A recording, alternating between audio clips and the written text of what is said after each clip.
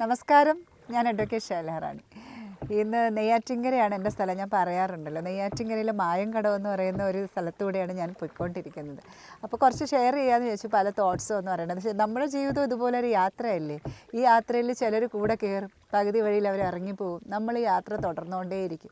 പിന്നെ ചിലർ വന്നിട്ട് നമ്മുടെ യാത്രയിൽ ഡ്രൈവിംഗ് സീറ്റിൽ കയറിയിരിക്കും. അതുമാത്രം നമ്മൾ അലോ ചെയ്ത് കൊടുക്കാതിരുന്നാൽ മതി. അവർ ഡ്രൈവിംഗ് സീറ്റിൽ കയറിയിരുന്നാൽ അവർ നമ്മളെ ജീവിതം ഡ്രൈവ് ചെയ്യും, നമ്മൾ നോക്കിക്കൊണ്ടിരിക്കാനേ പറ്റുള്ളൂ. അങ്ങനെ ഒരിക്കലും ഡ്രൈവിംഗ് സീറ്റിൽ സ്റ്റിയറിംഗ് നിങ്ങൾ ആർക്കും കൊടുക്കാതിരിക്കുക.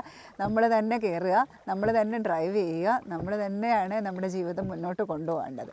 സന്തോഷമുള്ളവർ നമ്മുടെ കൂടെ വരട്ടെ. എൻ്റെ പകുതി വഴിയിൽ ഇറങ്ങിപ്പോകണമെന്നുള്ളവർക്ക് ഡോറ് തുറന്നു കൊടുക്കുക, ലെറ്റ് ദം ഗോ, അവർ പൊയ്ക്കോട്ടെ. അപ്പം നമ്മളിങ്ങനെ ജീവിതം മുന്നോട്ടേ പോയിക്കൊണ്ടിരിക്കും. രണ്ട് കരച്ചിലിനിടയിലാണ് ഒരു ജീവിതം എന്ന് പറയാറില്ലേ. നമ്മൾ ജനിക്കുമ്പോഴും ഒരു നിലവിളി, കരയുമ്പോഴും മരിക്കുമ്പോഴും ഒരു നിലവിളി.